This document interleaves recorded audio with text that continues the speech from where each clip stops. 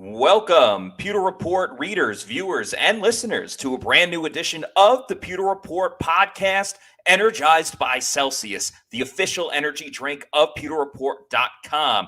We got a fun show today. We're going to talk about the depth chart. That's right, the entire roster of the Tampa Bay Buccaneers, what they look like right now before the draft comes up next week. But first, I have to tell everybody, be careful. Tampa is not safe anymore because there's not a hero watching it. Unfortunately, Blaine Gabbert has set off for greener pastures, going back to the Midwest, and signed with the defending champion Kansas City Chiefs.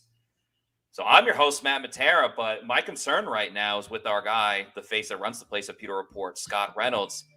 Scott, yes, how are you during these trying times? I'm holding up. I'm holding up pretty well because as someone who's from Kansas City and knows intimately the level of barbecue that Blaine Gabbert will be feasting on when he goes back to his home state, Missouri, right? So he's a Midwest guy like myself. We bonded over barbecue. And so I'm excited that he will be joining the Kansas City Chiefs. If not in Tampa Bay, I would place him in Kansas City if I could pick and choose. So he made the right choice. And Blaine Gabbert will be one happy guy, probably adding a couple of inches to his chiseled waistline now with all of the delectable delicacies in Kansas City, everything pork and chicken and beef. It's a barbecue mecca. So I know Blaine will certainly enjoy that aspect of it. And, for the Buccaneers, Matt, their quarterback room just got uglier, if we can tell the truth. No disrespect to Baker Mayfield or Kyle Trask, but I'm just saying, it's like, it's one thing to lose Tom Brady, who was the second best looking quarterback in Tampa Bay, but to lose Blaine Gabbert, number one, yeah, it stings, So I don't know if, I've kind of likened Will Levis to a collegiate version of Blaine Gabbert, although not as good looking. We'll see if the Bucs can get a better looking quarterback in the building. Again, no disrespect to Baker Mayfield and Kyle Trask. They're both quality looking guys, but just can't hold a candle to the mullet that Blaine had. No, nobody can. Nobody can. Yeah. And on a realistic note, very happy for Blaine Gabbert. Honestly, an awesome situation for him. He gets to go, and back up Patrick Mahomes. The Chiefs are going to be contending again. I mean, they're set up to, regardless of who's playing wide receiver for them. But yeah, sure, morale has to be low in the Bucs. I'd say locker room, but more the weight room at the moment.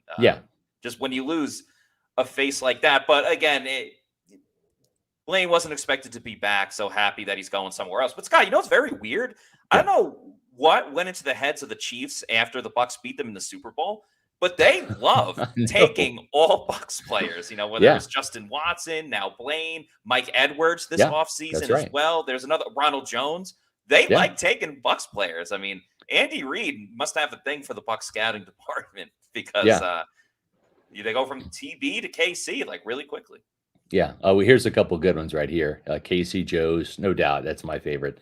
Charbar is fantastic. Q39. Those are some amazing places. And of course, if you're a fan of Ted Lasso, you'll know that Arthur Bryant's and Gates Barbecue is actually Rashad White's favorite spot. He's a Kansas City native too. So I've talked barbecue with Rashad White. Gates Barbecue is a legend out there in Kansas City. And Adam Hamilton with the Adam Hamilton, our guy. Adam has given us very large super chats before. Adam Hamilton, you are the man. Thank you so much for the $49.99. I already feel better. Like my grieving for Blaine is over now because of Adam Hamilton's super chat. Thank you, Adam. And Adam says, guys, Bijan, talking about Bijan Robinson, we took OJ Howard over Dalvin Cook. We took Gaines over AP. Yeah, I understand value, but I think we would all take Dalvin or AP. Bijan looks like an absolute stud. How do we pass if he's there? Love y'all and go Bucs. Pounding the table for Bijan.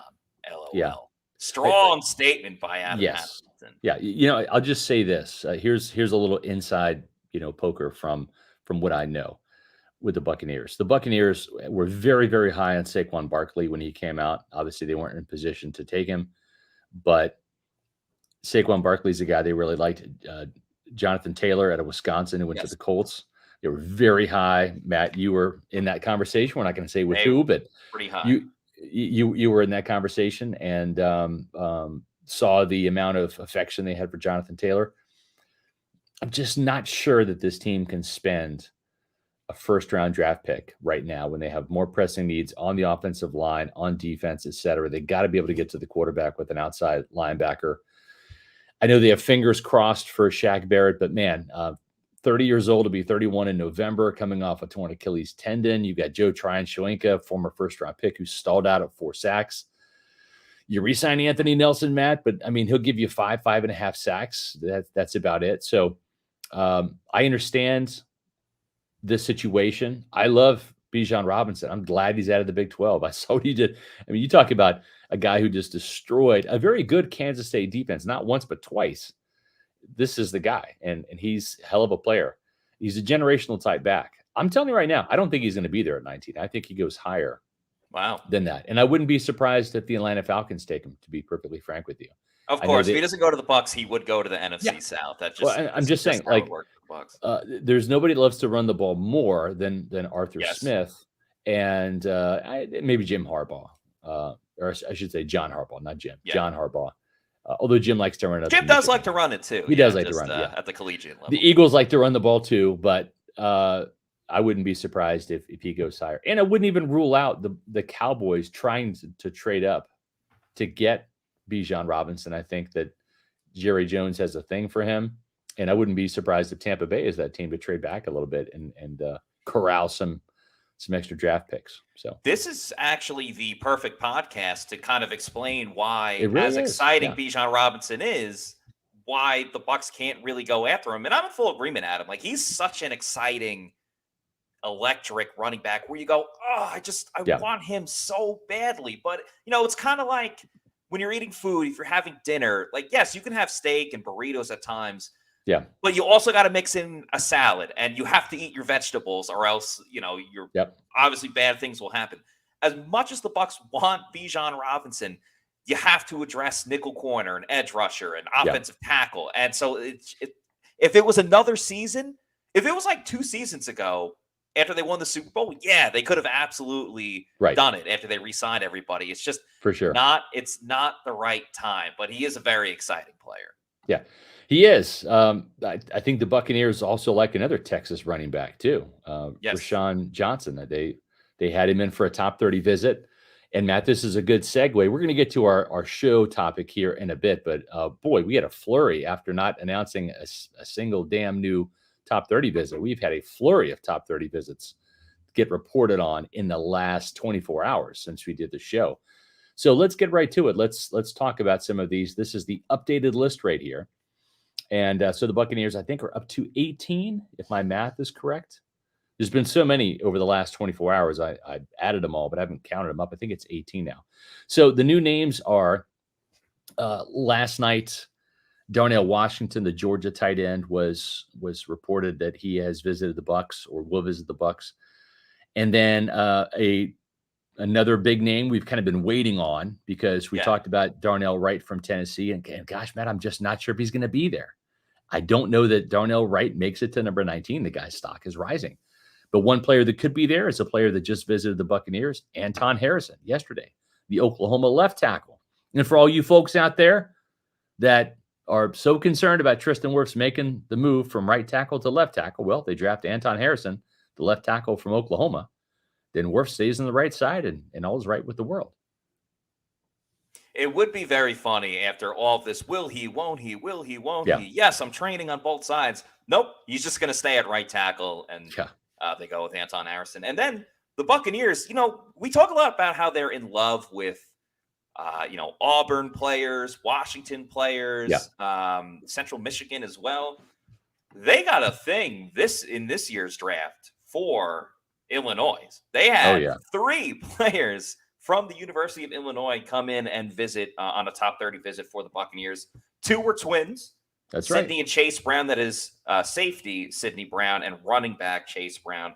And then Quan Martin, the nickel corner in the defensive backfield as well. And we've talked a lot about Sidney Brown, how exciting of a player he is, the Troy 10 Polamalu interceptions. comparisons, Yep, multiple 6 interceptions last year. Flying around. And, Chase Brown, again, another, I think we're in that situation with all due respect to Adam Hamilton and Bijan Robinson. The Bucs shouldn't be going for a running back like right away, or at least earlier on. So I think Chase Brown, low to the ground, physical, will go after you, but has some speed too. Obviously on the radar for the Buccaneers. And then if they want to address the secondary, now I think Martin we were a little bit higher on first before like Jamel Dean got re-signed and Ryan Neal signed to the team. But I don't think that means that the Bucs should sour away at all with a player of his caliber. They still need to figure out nickel. Yeah, he's a big-time nickel player. He played in the slot a bunch at Illinois, came away with 3 interceptions last year. I mean, look at that secondary, man. Devin Witherspoon, who's a likely top 10 pick. Then you have Quan Martin in the nickel corner. Then you have Sidney Brown, who was I think second-team All-American. And then his brother Chase, who ran for, a bunch of yards, well over, I think, 1,300 yards last year. And is a workhorse back, proved that he could carry the load, and also proved to be the faster brother. He's got bragging rights at the combine over his twin Sidney Brown. Chase Brown ran a 4.43, and his brother Sidney is a 4.47 defensive back. So there's there's some bragging rights there for the offensive player. So these are the latest top 30 visits that we've seen in Tampa Bay now. Darnell Washington, the massive tight end from Georgia, Anton Harrison, left tackle from Oklahoma, and then the trio of Fighting Illini, Chase Brown, Sidney Brown, and Quan Martin. So you can see there, that's the board. That Sidney Brown is the only safety they brought in so far that we know of. Quan Martin is the second corner we know of. And of course, Brown makes the third running back. Harrison makes the second offensive tackle, and Darnell Washington also makes the second tight end there. So, gosh, with all this draft stuff, it just, where are you going to go for the best Bucs coverage on draft day? Well, I know where you can get that done. You can get that done at pewterreport.com, and also right here on Pewter Report TV, which is our YouTube channel. That's right. We're going to have the live draft show, the Pewter Report live draft show, that is presented and energized by Celsius, the official energy drink of Pewter Report. Folks, April 27th, April 28th, and April 29th. You see the times there. We're going to go on an hour each day before the draft starts to get you all caught up on the latest news and scoop we're hearing on your Tampa Bay Buccaneers. So 2 places you can watch it. Watch it on our mothership, the website, pewterreport.com. We'll have it streaming there. And, of course, it's accessible on your phone, as well as our YouTube channel, Pewter Report TV. Make sure that you're subscribing to Pewter Report TV and liking all of our videos. So we invite you to join us next week. It's coming up quick, Matt. It's coming up quick. Yes, it is. It's always a fun time. And, of course, we're going to talk a ton about the Buccaneers specifically, but there are 31 other teams, at least in the first round, picking this year. The Dolphins got suspended, thanks to Tom Brady, of all people. But we comment on the other teams' picks. If you want to watch us make fun of teams that make bad picks, we will make fun of teams that make bad picks. We'll praise other teams that make good picks. And you never know what's going to happen. Last year, the Bucs traded out of the first round. Still an awesome time. I remember we had a great video that went out on social media about talking about how the Bucs fleeced the Jacksonville Jaguars. That's right. In that trade, and end up getting Logan Hall, of course, with the first pick in the second round. So you never know what's going to happen on draft night. Well, to our knowledge, Bijan Robinson has not come in for a top 30 visit with the Buccaneers. He also did not meet with them at all, either formally or informally, at the combine. So either it's one hell of a smokescreen by the Buccaneers showing zero interest in Bijan Robinson and then making a surprise move on draft day in the first round, or they simply just are not going to invest a first-round pick on a running back this year. One or the other is going to happen. We'll find out next Thursday. It just can't be. I mean, there's still so many holes to fill. And I was thinking about the top 30 visits as well. There's still multiple picks to go, so I'm not like crazy surprised. But when we look at the Bucs depth chart, you have 3 wide receivers, 2 great ones, one that has a lot to prove this year. Yeah. Like the Bucs need to get a wide receiver this year. And then what Jason Lane had to say about the tight end position. Obviously, they just brought in Washington, but the deepest tight end class that he's probably seen in the last 10 years. That makes me feel like that they are going to talk to another tight end or two, because if they're that deep, then I don't know. I think you definitely have to consider it. Adam Hamilton with the $1.99 super chat says Bijan, no matter what. Loves the guy. Loves Bijan. He does. And then no one will be happier outside of Dave Canales if the Bucs do draft Bijan Robinson than and maybe Skip Pete, other than Adam Hamilton. So we'll see what happens. Just put the updated top 30 visit tracker in the chat so you can check that out. And we also have the latest Bucs draft preview. It's the wide receiver position. Also includes the Bucs best bets that Matt did. That just came out at 4:00. That's also going in the chat. So check out those latest articles from pewterreport.com. And we've got a ton of stories today on pewterreport.com. Gosh, I think we're already up to 6 or 7. So it's been a busy day for Bucs news. Make sure you check out pewterreport.com for that. Matt, I started my day. I didn't realize how much news was going to come out today, especially all these top 30 visits, but I was prepared.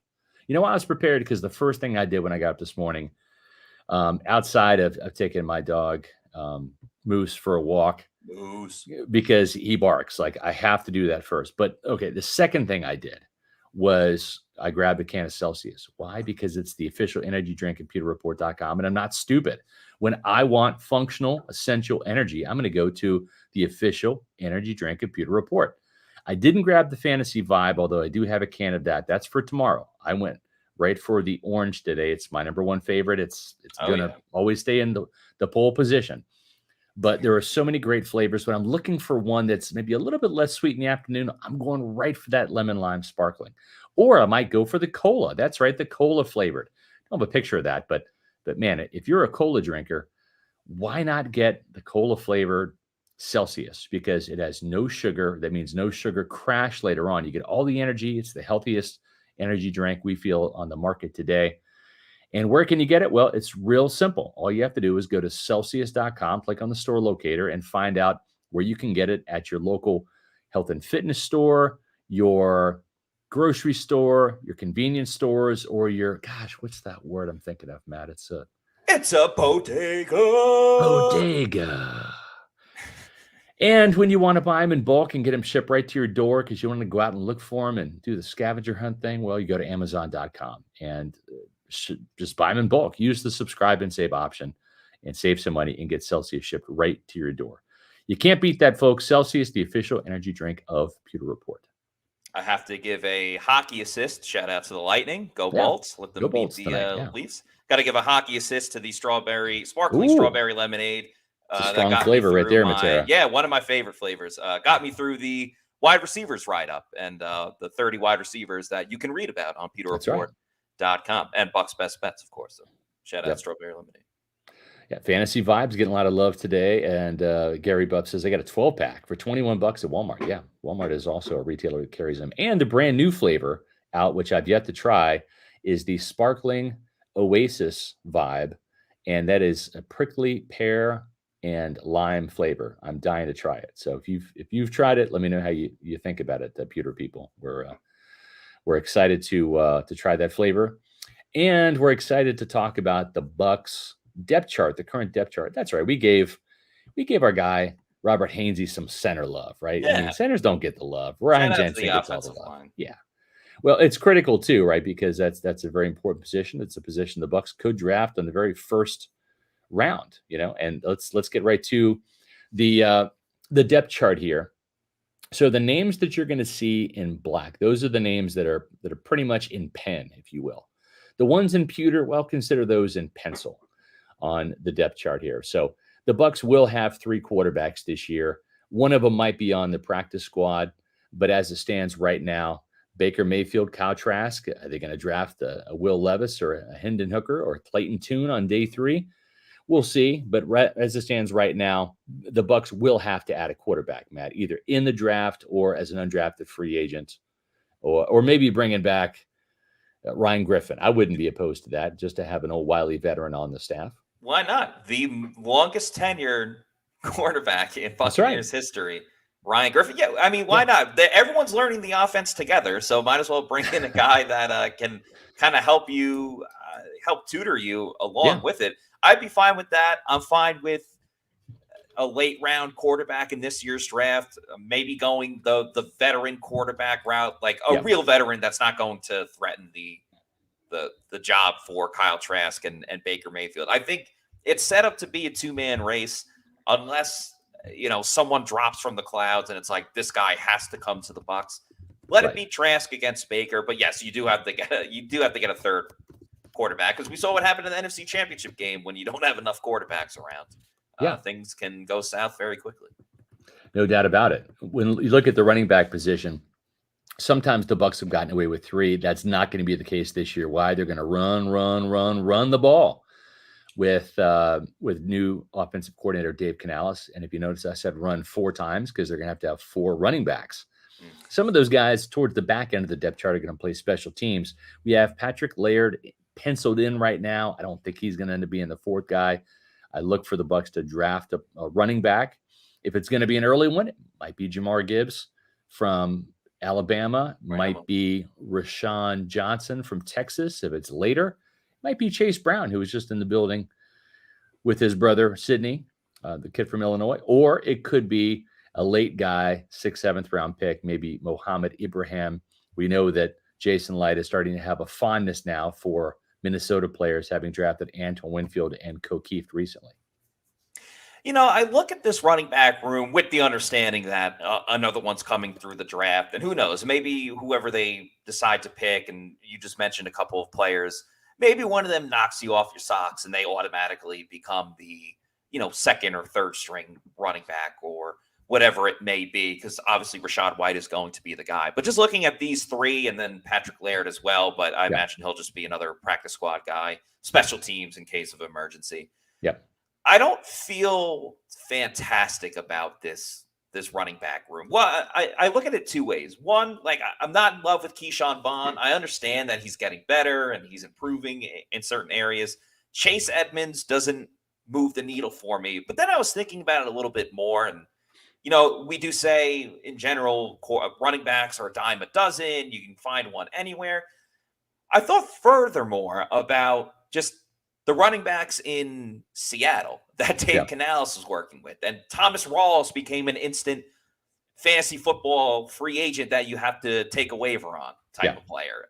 McKissick as well, J.D. McKissick. So maybe it's not just Keyshawn Vaughn and Chase Edmonds. Maybe it's Dave Canales and the Bucs offense with their attitude and commitment to running the ball. Yeah.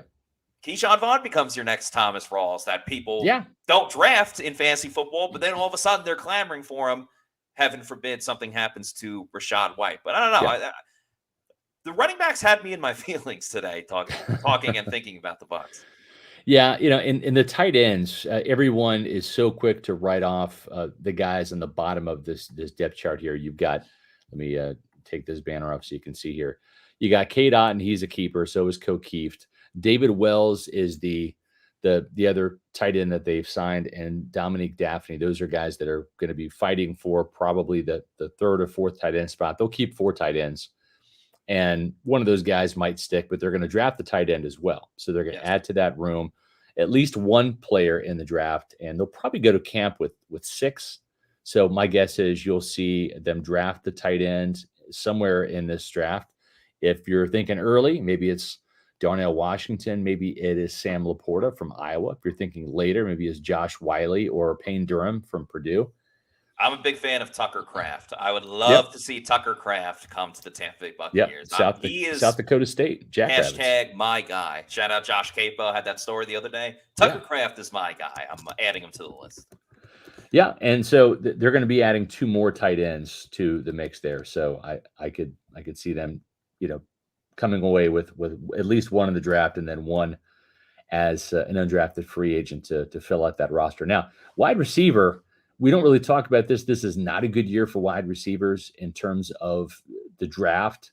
The Bucs may or may not draft one, but when you look at the numbers, they're probably going to keep at least 5, possibly 6 due to special teams. The top 3 are set in stone. Mike Evans, Chris Godwin, Russell Gage. Devin Tompkins probably has the inside track if he can win that return job again. Kalen Geiger, practice squad player, also impressed. But the thing is they only have one big receiver, Matt. That's Mike Evans. Everyone else is 6'1" or under. And so I think they're going to add a bigger wide receiver either in the draft or as an undrafted free agent, try to add a little bit more size to that receiving core. And, but that's a position that they're going to go to camp with 10 of those guys. They only have 5 right now. So you might get one in the draft, maybe on day 3. And then there are going to be a slew of undrafted free agents at this position. I think they're going to come away with a lot of receivers that are going to be undrafted free agents. Do you agree? I think it has to be the case. I mean, you can't go in with just essentially 3 wide receivers and a kick returner. And we saw a lot of undrafted free agent players last year. Tompkins, Geiger, Jared Stearns was a guy that made waves, but ultimately did not end up making the team. And I think it's very telling, the fact that the Bucs haven't signed any wide receivers. They elected not to, at least not to this point, bring back Rashad Perriman, which I don't think they should. I don't think they were knocking on the door to get Scotty Miller, and Scotty ends up going to Atlanta. Congrats to Scotty, by the way. They announced that his wife is pregnant, and congrats on the signing as well. Absolutely. So with all that said, the Bucs have went the route of small, speedy wide receiver. They still have it to a degree with Devin Tompkins, and if they decided to do something with Geiger, you can still find speed, but they need to find the height, and that's why you saw a lot of the big names with formal meetings that the Bucs had at the NFL draft with Quentin Johnston and in Jiba from Ohio State. But one of the guys that isn't in those top 3, top 5, Addison as well from USC. But one of the guys later on was Michael Jefferson out of Louisiana. He's like 6'3", 6'4". Shout out to the Raging Cajuns. That's a taller guy that's going to be in a later round. That I think, while he might not be the quickest guy, they just need to find someone that has a little bit more height that isn't necessarily Tyler Johnson 2.0. But they have to go in a different direction with this wide receiver room, because it was just, outside of Mike and Chris, it was ugly last year. And they brought back the outside linebackers. They can't do that again with the wide receivers. That's right. And it's unfortunate what happened to Michael Jefferson just a couple of days ago. Was in a pretty serious car wreck, suffered multiple injuries. That's obviously going to affect his draft stock. But he is one of those day 3 guys the Bucs actually used a formal visit on at the combine. And so we'll see. I've not heard anything in terms of what those injuries are, but certainly the way it was at first reported, it doesn't sound like he's going to be ready for football anytime soon, unfortunately. We have a question here from Mark Fisher, who always donates to the site. So do you think offensive tackle Darnell Wright or the Oklahoma offensive tackle Anton Harrison will be available, or do you agree with Josh Capo that they'll be gone now in the first round? I don't know. I think Wright has a chance to be gone. I think Broderick Jones and Paris Johnson and Skoronski from Northwestern, those will be the guys off the board, and I wouldn't be surprised if Harrison is still on the board at number 19. And if he is, I think that might be the pick. I would probably say if Wright or Harrison were on the board together at 19, I would probably lean towards Tampa Bay drafting Darnell Wright. He seems a little bit more like their type of offensive player, a little bit bigger, a little bit nastier. But Harrison is plenty athletic, got a very good upside, plays left tackle, so you can keep Tristan Wirfs on the right side. I don't think both of those guys are going to be gone. I think one of those guys will be there. Or if a team likes Harrison better, then Broderick Jones from Georgia might fall, the left tackle from the Bulldogs. And he's more of a developmental player, in my opinion, but he's a better athlete than Harrison. So he's not probably a plug-and-play player at left tackle, although they would. But there's going to be some growing pains, I think, with him at the next level. I was a fan of Broderick Jones. I actually didn't really think he was going to be there when the Bucs are picking at 19 if they stay there, and unless they make a trade. So I would be all in if Broderick Jones is available.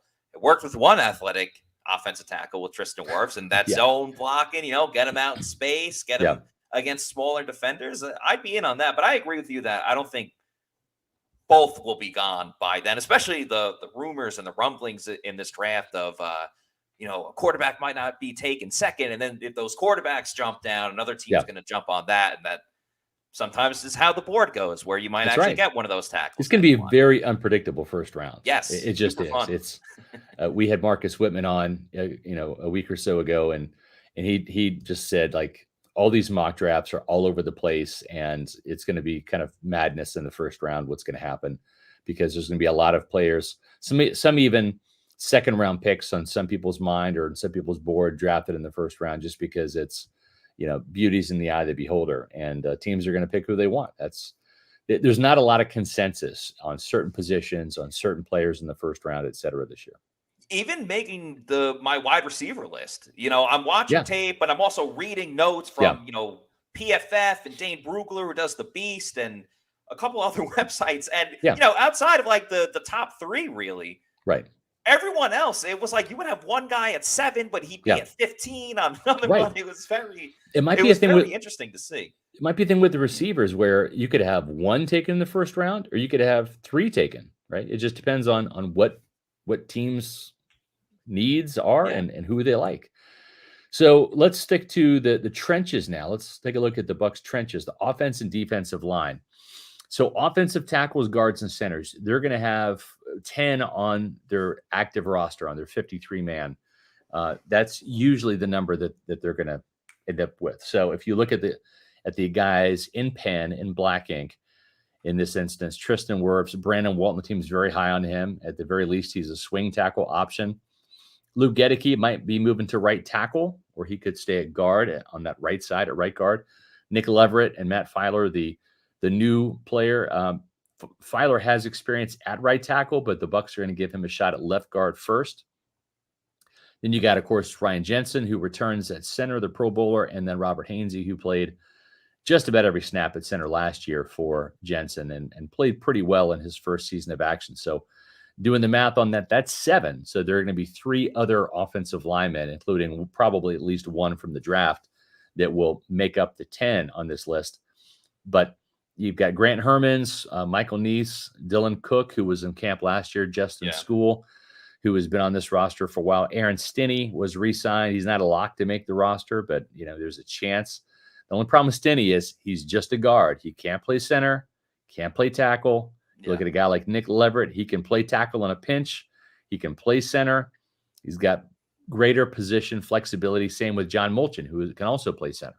So the problem with Stinney is he's kind of locked into guard. He's got to make the team as either that number 3 guard or as a starter for him to earn a roster spot. So they're going to have to find 3 more offensive starters there. And then, Matt, when you look at the defensive line, that's usually 6 deep, right? So you have Vita Vea, Logan Hall, Greg Gaines, Pat O'Connor, the special teams ace. He'll probably make it as the number 6 defensive lineman, and they're looking for 2 more guys. One might come in the draft. One might come from the list that's Deidre Sanat, Mike Green, or Willington Prevalon. Wow, it's been a while since It feels so good. We broke out a Willington Prevalon. I'm going to say it again. Willington Prevalon. It's so fun to say. We have to get him on the pod. I know we keep saying that, but we got to make it happen. Yeah, and I wouldn't be surprised after the draft, depending on who they get or don't get, if Will Golston returns on a cheap 1-year veteran minimum deal. I wouldn't be surprised to see if that happens. So that's how that group shapes up right there. These are not edge rushers. These are what they call defensive linemen, defensive tackles, nose tackles, kind of 4-eye defensive ends in this Todd Bowles 3-4 scheme. So they'll need 2 more defensive linemen, 3 more offensive linemen, so you can see where those team needs are heading into the draft. Overall, I'm a big fan of the depth in general at offensive guard. I know everything you said about Stinney just before. I'm a big fan of Stinney. I think especially in competition with, some of the guys you mentioned at tackle and Mulchin at guard and stuff like that. The fact that he's proved it with playing in significant moments, I think is really important with Stinney. And then even outside of that, Hainsey being able to move around. That's right. Yeah. And Hainsey can be that backup center. Exactly. He can also compete for the starting guard and spot too. You have Nick Leverett back, who had a lot of starting experience. Yeah. Now Gedeke, like, do you keep him at guard? Do you move him at tackle? There's like so many different moving parts, but I feel pretty comfortable with most of them. Yeah. At guard, and then when as long as you have Tristan Wirfs on one side, of offensive tackle, I trust the Bucs to at least figure it out. More often than not, they get the job done with finding the right offensive tackle, at least in recent years. Whether it's Alex Kappa years ago with Donovan and Ali Marpet. So I feel confident there. Defensive tackle, I'm a little bit at a wait and see moment currently. You mentioned Will Golston. Will he come back? Logan Hall, if he takes a big step in his development this year, then I feel a lot better about the defensive line than I do right now. And Greg Gaines, obviously, the chemistry with Vita Vea going back to Washington, what his role was with LA, stopping that run, getting the Bucs back to that run-stuffing team that was the bread and butter of this defense outside of getting to the quarterback and turning the ball over. That's why I'm a little bit at a wait and see. I understand what Gaines can do, but show it to me in training camp. I'm with you. So just to repeat, Matt Filer will likely start at left guard. That's the spot they're going to give him a shot at right there. And I'm telling you right now, the Bucs disaster plan. Let's say they wait to take an offensive lineman, or the guys aren't there, and for whatever reason, if they don't come away with the starting caliber offensive tackle, Matt, this is how it's explained to me. The fallback emergency plan is Tristan Wirfs, left tackle, Luke Gedeke, the second-round pick, at right tackle. You've got Filer, who can also step in there as well if necessary. And you've got Brandon Walton, who will also compete at right tackle, but can really be that swing tackle to kind of replace Josh Wells. So is that ideal? Not really. You'd love to have one more premium pick in there, a first or second round tackle, right? Just to compete for one of those tackle spots. But that's the kind of disaster fallback plan this year.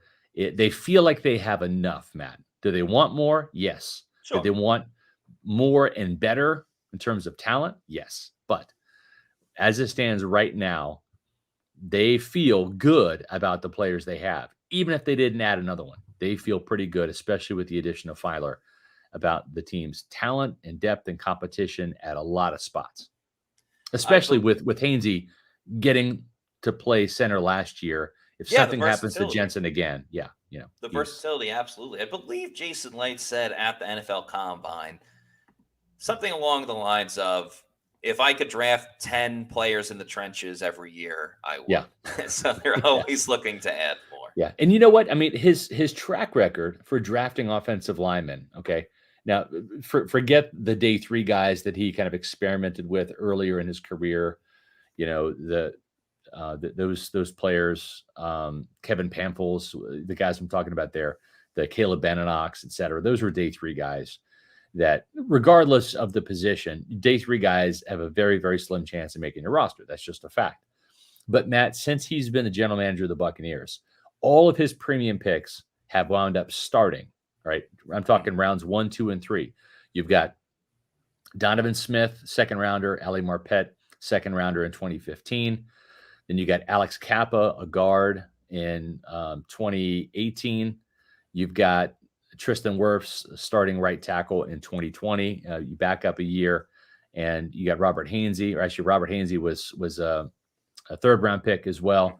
So whether it's the first round with Wirfs, the second round with Gedeke and Marpet and Donovan Smith, the third round with Kappa and Hainsey, all of those players have started for the Buccaneers. And don't write off Gedeke yet. He still has some developing to do. The last two games we saw of him, Matt, were his best. The Week 18 game at right tackle, and then the playoff game back at left guard. That was his best game of the season at left guard. What have you done for me lately? Used in a positive way. Usually when you say, what have you done for me lately, it's in a negative light, right? With certain players. So don't give up just yet on Luke Gedeke. Another player I think people are starting to give up on a little bit, but maybe they shouldn't, because he's in the same draft class as Luke Gedeke as we transition to the linebackers and the DBs and everything. Zion McCollum. And it's going to be an interesting year for Zion McCollum. We don't need to skip over inside linebacker and outside linebacker. I was just trying to make a better transition. But McCollum going as a nickel corner is something that Jason Light said himself when we spoke to him next week. So a little bit of something to keep your eye on during this training camp in OTAs. Yeah, it's unusual to have a taller corner inside like that, and Zion's around 6'3", the tallest cornerback on the team right now. But he's so agile, right? I mean, he is the top-rated cornerback coming out of the draft in the relative athletic score, the RAS score. Like, he got a 10 out of 10. I mean, he's the most athletic corner to come out of the draft. Now, is he the best corner? No. Is he the best football player? No. What that means is he's a tremendous athlete. Now, he did make a ton of plays. I think he had 15 interceptions at Sam Houston, but it's a big transition from Sam Houston to the NFL. And he'll have all of this offseason to watch his film from last year, correct some mistakes, and maybe learn a new spot. But the Buccaneers have very high hopes for him. I know both Todd Bowles and Jason Light are very high on McCollum. And he got his feet wet last year. We'll see if he can make that big jump, because usually, just like in college, that jump between your freshman and sophomore year is huge, as well as in the NFL to go from a rookie to your second year. Carlton Davis and Jamel Dean obviously are penciled, or I should say in ink. The guys in pencil you'll see there. D. Delaney has got a chance to make this team. They'll probably keep 5 corners. Anthony Chelsea and Don Gardner, who was kind of a star in the preseason last year, spent the year in the practice squad, and Duron Lowe. So those are the cornerbacks right there. They're going to probably add at least probably 2 or 3 more to that training camp depth chart. And I would suspect one will come in the draft, probably a guy that can play nickel. D. Delaney can also play nickel. So, but I don't know that he's a starting caliber player. So they're going to come away with another starter or 2 there. Matt, when you look at that outside linebacker room, you have Shaq Barrett, Joe Tryon-Shoyinka, Anthony Nelson. Those 3 guys will make this team. They'll probably settle in for another outside linebacker spot, maybe another one, depending on special teams. So you're looking at they're going to keep 4 at least, if not 5 outside linebackers this year, right? Yeah, that has to be the case. I mean, Cam Gill is the guy that would be a fringe player, quick, so obviously could play special teams a little bit, but isn't the most physical guy by any means. In general, everything on the left side on the screen that people can see, whether it's outside linebacker or inside linebacker straight up terrifies me in terms of depth.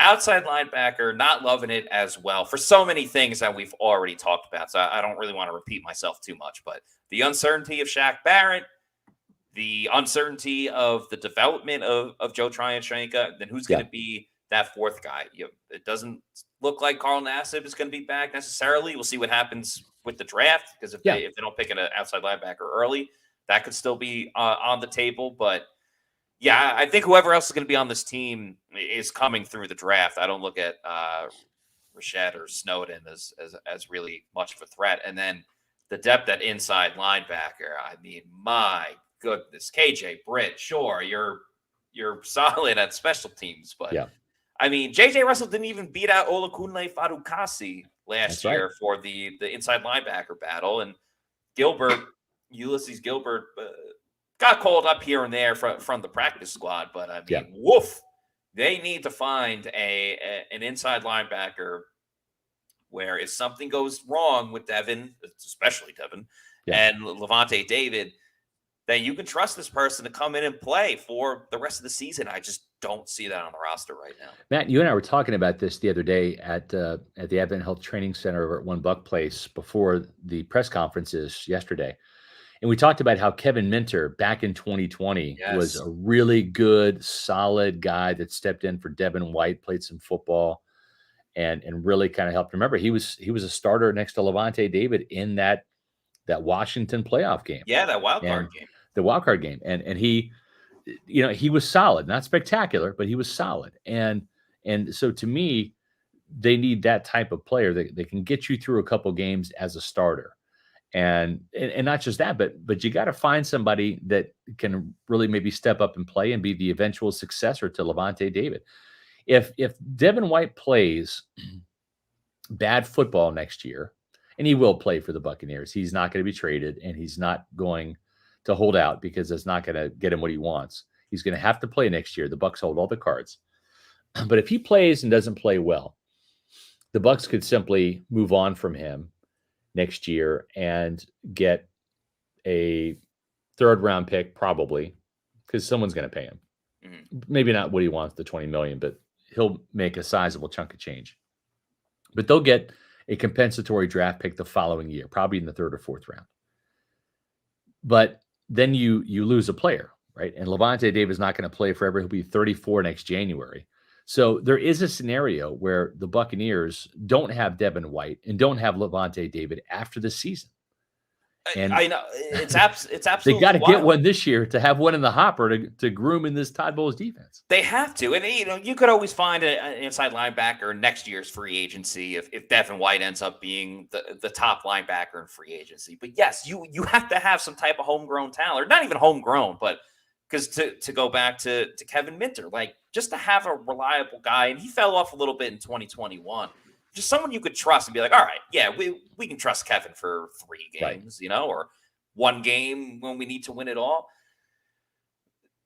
They have to start. The problem is, and I talked about this with Adam Slavon on a recent episode, where the Bucs wanted to run into this issue next year where they're looking for Lavonte's replacement, but you have Devin still there and ready to go, and he can kind of guide along the next inside linebacker in the way that Lavonte did for Devin White. But now that Devin wants out, and he can't go anywhere, but if he wants out after this year, you're starting from square one. You're starting from square one at the quarterback position on defense, quote unquote. And you got like a solid core / nucleus around you outside of that. Right. Interior defensive line, secondary. You're missing a big piece of the puzzle, though, at inside linebacker. No doubt about it. It's a key position in Todd Bowles' defense. It's the straw that stirs the drink. There's no doubt. And really, for some teams, safety is a lesser position. For Todd Bowles, who was a former safety with the Washington Redskins for years, it's a key position. It's a very important position. Kind of the quarterback back there in the secondary. And right now, this team has 3 safeties. 3. They're going to need at least 4 for the 53-man roster. They might keep 5 depending on special teams, etc. But right now, they only have 3, and they're probably going to need at least, I would say, 7 or 8 probably for training camp depth. So there's going to be a lot of undrafted free agent safeties coming down to one Buc place to compete. But Winfield is an absolute ace. He's going to be moving out of the slot and then playing more of that free safety role. Ryan Neal will be the strong safety. As great as Jason Light has done drafting offensive linemen, especially in the first 3 rounds, you know what his best position drafting that is? Safety. He's actually 4 for 4 in terms of drafting safeties. He's drafted 4 safeties in his 9 years with the Buccaneers drafting as the general manager. And all 4 of them have developed into starters. There's some better than others. Winfield's obviously the best. But back in 2017, when he drafted Justin Evans in the second round, he was destined for stardom. He was fun. Yeah, until a serious foot injury really kind of derailed his career. Now he's come back a little bit. He's a shell of his former self, in my opinion. But that's a hit. This was an ascending player in the secondary in the second round. Then you've got Jordan Whitehead, who was a 4th rounder, Mike Evans, a 3rd rounder, and of course, Winfield, a 2nd rounder. But all 4 of those safeties were starters for this team. And all of them were at least good players. Yeah. Right. I mean, that tandem of Winfield and Whitehead helped them win a Super Bowl.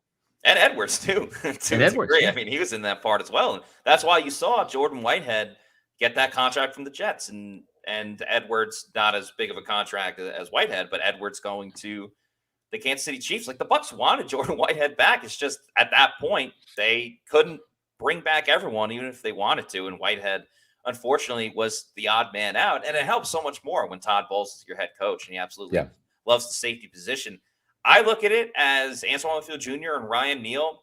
I like Nolan Turner, but I'm not even counting on him on being on the team just yet, given that he's an undrafted free agent in his own right. So a long way to go at the safety position, but you got the two guys you at least know is the foundation for the defense. Matt, if they traded back in the first round and they just whiffed on the tackles, the first round caliber tackles are gone, and now they're sitting in the late 20s, and they got, you know, a chance to get, let's say, Will McDonald from Iowa State, whom they like, or Jack Campbell from Iowa. And I'm kind of with long lost leisure. I've watched enough Jack Campbell tape. I'm sold. This guy can play. And the funny thing is he's actually better in coverage than he is as, you know, a between the tackles thumper. He's got the size to do it. He looks like he's more of a throwback type player, but he's actually a stud in coverage. His lateral agility is tremendous. He tested off the charts at the combine. Doesn't have that 4.4 speed like Devin White, where he can really cover that way sideline to sideline. But man, this guy's instincts are incredible. He's got a lot of intangibles. He's got great size. He's a good athlete. Would you be opposed to the Buccaneers getting Jack Campbell at the latter part of the first round if they've traded back and got an extra pick in, say, round 3 or so? I wouldn't be opposed to it because I was saying last week that given the whole Devin White situation, inside linebacker becomes a huge need now for the Tampa Bay Buccaneers in what is considered not a very strong inside linebacker class, which is Jason Light's words pretty much verbatim. Right. So it's not even my opinion on it. It's Jason Light's opinion on it. And you can still, if you trade back, you accumulate some of those other picks, essentially what they did last year to a point. You can still address, because the biggest problem is you need to now get an inside linebacker, but you also have to find all the other positions we talked about, tackle, outside linebacker, on and on and on. You can still check every single box. Right. If you make that trade back, and it starts with Jack Campbell, especially because Jason also said there might be a couple of guys that you still like at every position, even if the entire draft class sucks. So Jack Campbell, fine. Henley, I'm fine with from Washington State. I would like that. Deion Henley. You know what? I have not seen the Buccaneers have any interest in Deion Henley. They haven't too much. I just like him in general. I like him too. I watched the tape from Washington State, and I think he's a hell of a linebacker. I thought he had a pretty If he would have went to Washington, the Bucs would be all over him. Correct. Yeah. The fact that he's a Cougar, not a Husky, they just crossed him off the draft board, I'm sure. So, well, listen, when it comes to needs, if you are like me, if you're over the age of 40, shit, I'm over the age of 50. But if you're an old fellow like me or coming up on middle age and you feel a little sluggish and your workouts aren't what they used to be and you got some mental fog, you know, where you're forgetful and things like that, and you're just not as sharp as you used to be mentally, or maybe you're falling asleep on the couch way earlier than you should be because it's not even close to bedtime, you might have low testosterone. As we age, our hormones decrease, both for men and women. I was tired all the time, had no sex drive. I was groggy. I felt like I was 80 years old because everything hurt. I came to Age Rejuvenation because I was tired all the time. Bioidentical hormones has really made such an impact in people's lives. I actually enjoy shopping now. Got all my energy back. Mind is sharp. I feel like I'm 18 again. It was perfect for me. Get with Age Rejuvenation. Do it now. Don't wait. Call Age Rejuvenation today. Age Rejuvenation. That was me in the gym just a couple of days ago. Actually took that picture. I didn't shave, of course, but no, I kid. But listen, if you want to look like that guy or feel like him, Age Rejuvenation is the place to go because the testosterone therapy, folks, it's real. I'm actually an Age Rejuvenation customer. It allows you to defy age. It really does. It does restore your vitality, increase your performance in every aspect of life with testosterone therapy. All you have to do is go to agerejuvenation.com, and they've got 5 Tampa Bay area locations to serve you. You get a free consultation. Go get the blood work done. Your insurance will pay for it, and find out if you have low testosterone. They'll check for that. Plus, they'll do a full lab workup. It's not just about testosterone. They take care of you, and if you need prescription refills, etc., they've got licensed doctors that will help you with all of your medical needs. I also have a thyroid issue that they've treated at Age Rejuvenation. So highly recommend them. 5 Tampa Bay locations to serve you. Sign up for that free consultation. It doesn't hurt one single bit to get your blood work done and find out if Age Rejuvenation can help you. Yeah, absolutely free. Check it out, and then go check out pewterreport.com. Once again, another reminder that next week we have the live draft show presented by Celsius. Going to be a ton of fun. 3 days of the NFL draft on Thursday, Friday, and Saturday. Can't go wrong with either one of them. I personally kind of like the Saturday one because things start to get off the rails when you're there for hours, and there's a lot more information of who the Bucs have actually drafted at that point. So make sure you watch that next week starting on Thursday. And in the meantime, please follow us on our social media, pewterreport.com, Twitter, Instagram, and Facebook. We are at Pewter Report. And then, of course, our YouTube channel, which you're on right now, is Pewter Report TV. Please like and subscribe. It's absolutely free. Just helps us with some numbers and lets you know when we have more content out on our YouTube channel. But that's going to do it for us on today's show. For Scott Reynolds, I'm Matt Matera saying thank you, everybody, for watching. We will see you tomorrow for another edition of the Pewter Report podcast. Peace out. Out. Grab a Celsius at a bodega. Bodega.